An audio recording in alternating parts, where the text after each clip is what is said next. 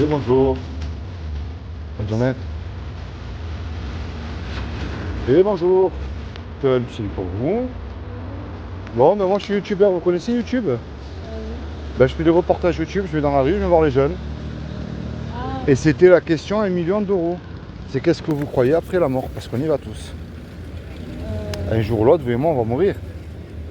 oui, mais je ne me pose pas vraiment cette question. Et ouais, mais c'est pour ça que je vais dans la rue pour poser cette question. Qu'est-ce que vous croyez, mais après la mort? Est-ce que pour vous ça s'arrête ou est-ce que ça continue pour Non, vous? ça continue. Qu'est-ce que vous croyez alors?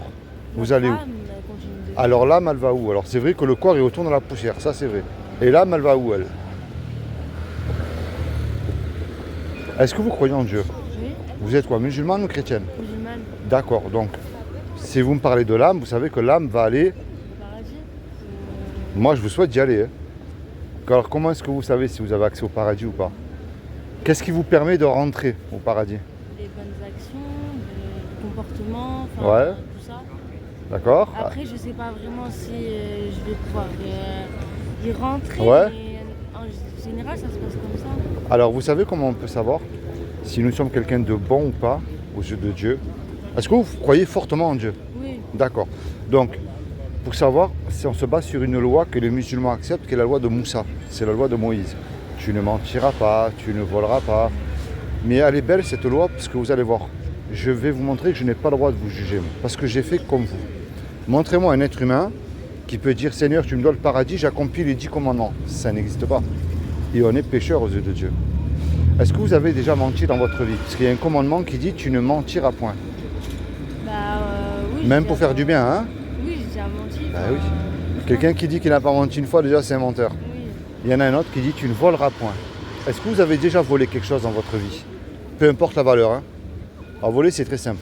Vous allez sur YouTube, vous téléchargez une musique qui ne vous appartient pas par exemple. On a tous fait ça aussi. Il y en a un autre qui dit tu honoreras toujours tes parents. De toute façon il y a un piège là. Est-ce que vous êtes sûr que vous honorez toujours vos parents? Bah, je les respecte. Enfin, Est-ce que vous leur avez déjà désobéi? Oui. Vous voyez pourquoi elle est belle cette loi? Elle montre que moi aussi j'ai fait comme vous, j'ai pas le droit de vous juger. J'ai fait la même chose que vous. Mais maintenant je reviens vers vous avec la loi là. Si Dieu est juste, et il est juste, parce qu'on me dit souvent Dieu est amour, bien sûr il est amour, parce qu'il nous a créés, il nous aime. Mais s'il est Dieu et qu'il est amour, il est obligé d'appliquer sa justice, parce qu'il n'est pas Dieu sinon. Est-ce qu'à ses yeux vous êtes coupable ou innocente face à la loi que vous avez cassée? Un peu des deux. Alors pourquoi un peu des deux? Expliquez-moi. Bah, c'est vrai, je désobéis, enfin, je fais des trucs, je commets des péchés Ouais, tous les jours, ouais. mais d'un autre côté, je fais aussi des choses bien, je fais des bonnes actions. Alors, je vais vous expliquer. Je rencontre énormément de jeunes et moins jeunes comme vous qui me disent la même chose. Nous ne sommes pas sauvés par nos œuvres. Je vais vous montrer un exemple. Prenez une femme qui est milliardaire, qui n'a aucun casier judiciaire, vierge. Elle n'a jamais rien commis de mal face à la justice. Mais avec son argent, elle fait du bien autour d'elle. Elle crée des orphelinats, des associations, elle donne de l'argent aux pauvres. Mais son plus gros problème, vous savez, c'est quoi? C'est qu'elle ne croit pas en Dieu. Ça, c'est le plus gros des péchés. Elle ne met pas sa foi en Dieu. Et ça, c'est le pire des péchés. Parce qu'on n'est pas sauvé par nos œuvres. Prenez même un voyou, hein, vous allez lui demander de vous payer, je sais pas, un menu au McDo, il le fera. Mais on n'est pas sauvé par nos œuvres, vous voyez. Cette loi, elle montre, là je commence par la mauvaise nouvelle, mais je vous rassure, je vais vous donner une bonne nouvelle. La mauvaise nouvelle, c'est que vous, comme moi et la planète entière, si vous me posez la question, je vais vous répondre oui. On mérite tous l'enfer. Il n'y en a pas un qui est bon aux yeux de Dieu. Il n'y en a pas un qui accomplit la loi. Montrez-moi, même un serviteur de Dieu, hein, montrez-moi un être humain qui a fait ça. Ça n'existe pas. Et vous voyez pourquoi on ne veut pas y croire et pas en parler? Pour continuer à faire ce qui nous plaît. Parce que l'enfer, c'est quelque chose qui est éternel et on ne veut pas y aller. Mais ça, c'est la mauvaise nouvelle. Ça, c'est vrai que Dieu est un créateur et il nous aime. Le créateur, il aime ce qu'il crée. Votre maman, si elle prépare les petits plats, ben, elle les aime, même si c'est fatigant. Un pâtissier, il aime ses gâteaux. C'est aussi simple que ça. Et Dieu, c'est pareil, il ne veut pas nous punir. Il ne veut pas nous envoyer en enfer. Malgré que c'est un petit mot qui est très important que vous avez dit tout à l'heure, c'est le péché qui nous éloigne de Dieu et qui nous envoie en enfer. Est-ce que vous avez déjà lu le Coran? Oui. En entier? Non, mais petit à petit. Alors, moi, j'ai lu le Coran, il y a quelque chose qui m'a scotché. Mais scotché. Moi maintenant je vais vous dire ce que je crois moi, je vais vous montrer quelque chose dans le Coran que j'ai sur un petit traité. Ce que je crois moi, c'est qui est impossible à l'homme ne l'est absolument pas à Dieu. Montrez-moi quelque chose qui serait incapable de faire Dieu. Rien, il peut tout faire. C'est lui qui a tout créé. Et c'est ce que je crois moi, il y a 2000 ans, comme il n'a trouvé personne de parfait sur terre, et il a envoyé un homme qui s'appelle Issa, qui est Jésus. Et je sais que les musulmans, ils y croient en Issa. C'est très bien, mais il y a un petit problème. Je vais vous expliquer pourquoi croire c'est bien, mais ça ne suffit pas. Et il a dit, Dieu, quiconque croit que Jésus est le ressuscité du royaume des morts le troisième jour, il aura la vie éternelle à mes côtés. Le problème de croire, ça ne suffit pas parce que les démons, ils y croient. Et eux, ils connaissent très bien Jésus, les démons. Ils savent ce qui va leur arriver. Vous voyez, croire, ça ne suffit pas. On va dire de ce côté-là, ils sont beaucoup plus humbles que nous. La clé, je ne suis pas mieux que vous, mais je vous le dis avec amour et respect. Ça s'appelle la repentance. C'est-à-dire que dès aujourd'hui, vous prenez conscience que vous êtes pécheresse aux yeux de Dieu. Et vous vous repentez de vos péchés, mais avec foi. Et vous placez votre foi en Jésus. Je vais vous dire pourquoi je vous parle de Jésus par rapport au Coran. Imaginez, vous et moi, on va braquer la caisse là, du restaurant. Vous et moi, on se fait serrer. Nous passons devant le tribunal. Et le juge, il dit, vous voyez là, tous les deux là, suite au braquage que vous venez de commettre, vous me versez 15 000 € de caution, je vous envoie tous les deux 20 ans de prison. On n'a pas l'argent puisque vous et moi, on s'est fait serrer. Et qu'on le veuille ou pas, on ne peut pas revenir en arrière et effacer le mal que nous avons fait. Et on ne peut pas dire au juge, monsieur le juge, sur la vie de ma mère, moi je ne recommence plus, laissez-moi partir, vous êtes bon, miséricordieux. Ça ne marche pas ça. Le juge il va dire, je suis bon, miséricordieux. C'est vrai, mais moi je ne veux rien savoir, vous me versez la caution, vous partez en prison. On se regarde tous les deux, on ne sait plus quoi faire. Mais il arrive tout à coup un homme qu'on ne connaît pas. Et cet homme-là, par amour pour nous, décide de payer la caution. La caution, elle a été payée, le juge l'est satisfait. Il nous libère. Mais imaginez-vous dans le film là, cet homme qui a payé la caution pour vous, se présente en retour devant vous. Qu'est-ce que vous allez lui dire à cet homme-là, sincèrement? C'est comme si que vous commettez un excès de vitesse avec votre véhicule, mais moi je ne vous connais pas et je paye l'amende à votre place. Et je me présente devant vous, qu'est-ce que vous allez me dire? Je vous remercie. Voilà, si je vous demande un service, vous allez le rendre, ce qui est normal aussi. Oui. Vous voyez cette image-là? C'est exactement la même, c'est ce que Jésus a fait pour vous il y a 2000 ans sur la croix. C'est le seul qui a accompli la loi, c'est le seul qui n'a jamais péché. Et c'est le seul qui peut vous sauver parce que c'est le seul qui est vivant. Montrez-moi un prophète qui est vivant. Aucun. Il n'y a que Jésus. C'est quand même surprenant. Dans n'importe quelle religion, remarquez-le bien, et faites les recherches. Il ressort toujours le nom de Jésus. Mais c'est un sérieux problème pour ceux qui n'en veulent pas comme Sauveur et Seigneur. Sauveur, c'est l'histoire du braquage. Celui qui a payé l'amende pour vous, c'est Jésus. Seigneur, c'est un peu plus compliqué parce que nous restons humains avant tout. Vous allez dire là, si je m'en fous, personne ne sait. Mais je ne peux plus me comporter comme ça. Il m'accorde le paradis gratuitement, je n'ai rien à payer. Sinon, ça voudrait dire que moi-même, je lui crache une deuxième fois au visage. C'est ça la vraie foi. Pourquoi je vous ai parlé de Jésus?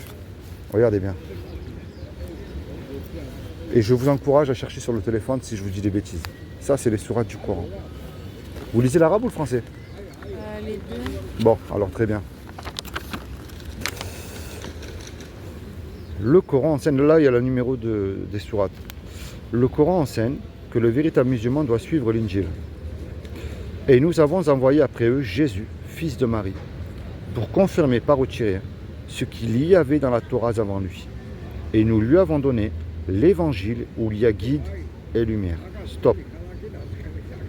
Guide et lumière. Ça veut dire que le Coran il enseigne que ce n'est pas lui le guide et une lumière. Le Coran enseigne que c'est bien l'évangile qui est un guide et une lumière. C'est-à-dire qu'il faut que vous lisez l'évangile pour savoir qui est cette lumière. Mais dans l'évangile, puisque le Coran il en parle, dans l'évangile, Jésus dit « Je suis la lumière du monde. Et personne ne passe au Père sans passer par moi. » Maintenant, le Coran enseigne que le véritable musulman doit obéir à Jésus. Je vous ai expliqué, croire les démons, ils y croient. Ça, c'est la sourate au l'ornement.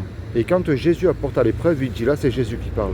Je suis venu à vous avec la sagesse et pour vous expliquer certains de vos sujets de désaccord. Désaccord entre les musulmans et les chrétiens. Craignez Dieu et obéissez-moi. C'est merveilleux quand même. Maintenant, je vais Après, pour moi, Ouais. ça restera toujours un prophète. Peut-être. qui changerait toujours, Eh bien, regardez bien. Il y a une chance sur 1 million de gagner au loto. Je crois même beaucoup plus. Imaginez qu'il y a une chance sur 1 million que ce que je vous dis est vrai.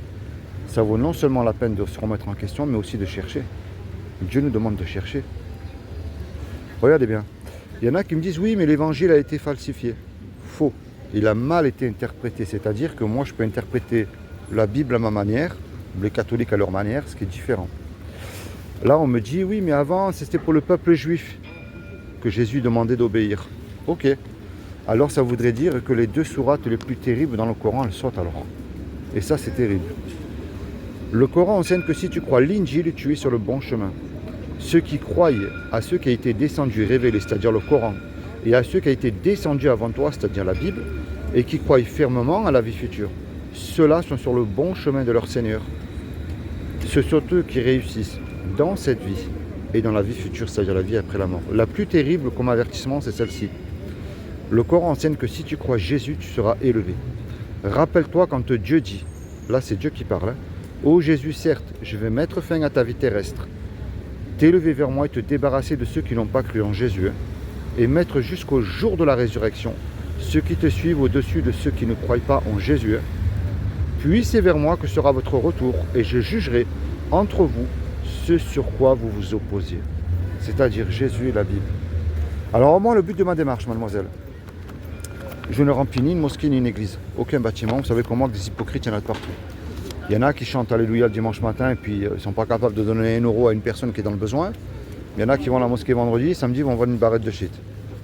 Le plus important, c'est ce que je viens de vous annoncer, ça je vous le laisse, comme ça vous ferez vos recherches. Il n'y a rien de plus important que la mort, parce qu'un jour ou l'autre on va mourir, ça vous le savez. Mais la grande question, est-ce que je suis sûr d'avoir accès au paradis? Est-ce que je suis réconcilié avec Dieu? Est-ce que je place ma foi en Jésus comme le Coran me le demande là, de lui obéir? Vous dites que Jésus c'est un prophète, ok. Vous obéissez, vous dites à tous les prophètes. Mais la grande question, pourquoi vous ne lisez pas la Bible? C'est ce que dit le Coran. Parce que enfin, c'est pas ma religion, j'ai grandi avec le Coran. Ouais. Tout mon entourage est musulman. Donc, je sais, c'est compliqué, je comprends. Je suis, ma famille, je suis musulmane. Vous savez, je vais vous expliquer. Le mot religion que vous avez dit, moi je mets toutes les religions dans le même sac, je ne fais pas d'exception, toutes. Si vous grattez un peu, il n'y en a pas une qui est mieux que l'autre. La religion, c'est pour dominer sur les êtres humains, c'est comme de la politique. Mais ce n'est pas ce qu'il demande. Dieu, ce qu'il demande, c'est une relation personnelle qui ne sera pas la même ni avec votre maman, ni avec votre papa, ni avec vos frères et sœurs, ni avec votre cousine, cousin, et ni avec la mienne. C'est une relation personnelle. Pourquoi je vous dis ça? Je ne vous connais pas, mais en tant que musulmane, vous avez peut-être subi des tristesses et des injustices que je n'ai pas eu moi. Mais vous avez eu des joies, moi, que je n'ai pas eu. Vous voyez, si Dieu aurait voulu une religion, il nous aurait créés tous pareils, il ne l'a pas fait. Prenez même un flocon de neige est différent. Un animal est différent, n'est pas comme un autre animal. Chaque être humain a une relation personnelle avec Dieu. Et moi, ce que je vous encourage, et même en tant que musulmane, des fois je comprends que c'est très compliqué dans une famille musulmane, je comprends aussi. Personne ne peut voir ce qu'il y a dans votre cœur et qui vous décidez de suivre. Personne, sauf Dieu seul. Mais moi, ce que je vous encourage, lisez aussi la Bible. Même sur votre téléphone, vous pouvez la télécharger. Et vous allez être surprise. Peut-être pas aujourd'hui, hein, mais qui sait, peut-être dans 10 ans. Mais vous voyez, ce que je vous ai montré, c'est dans votre livre. Parlez à Dieu toute seule, dis-lui. Quel est ce chrétien? Moi, je suis un simple chrétien, c'est ce que dit le Coran, je suis un simple gens du livre. Quel est ce chrétien-là qui est venu, qui m'a parlé de Jésus, qui m'a montré ces sourates-là? Qu'est-ce que tu veux me faire comprendre? C'est ça, parler à Dieu. Vous voyez? C'est avec vous, moi, vous. Bon, c'est comment votre prénom? Moi, c'est Philippe. Tissem. Oui. Sois béni, toi et toute ta famille, puis merci pour les quelques minutes que tu m'as accordées. Et ma dernière question, est-ce que tu sauterais d'un avion sans parachute et en plein vol? Je pense pas, non, tu es jeune. Mais avec un parachute, moi de toute manière, je ne le ferai pas non plus. Mais on ne se connaît pas, toi et moi, Tissem, ça c'est vrai. Mais un jour, tu vas faire le grand saut dans la mort.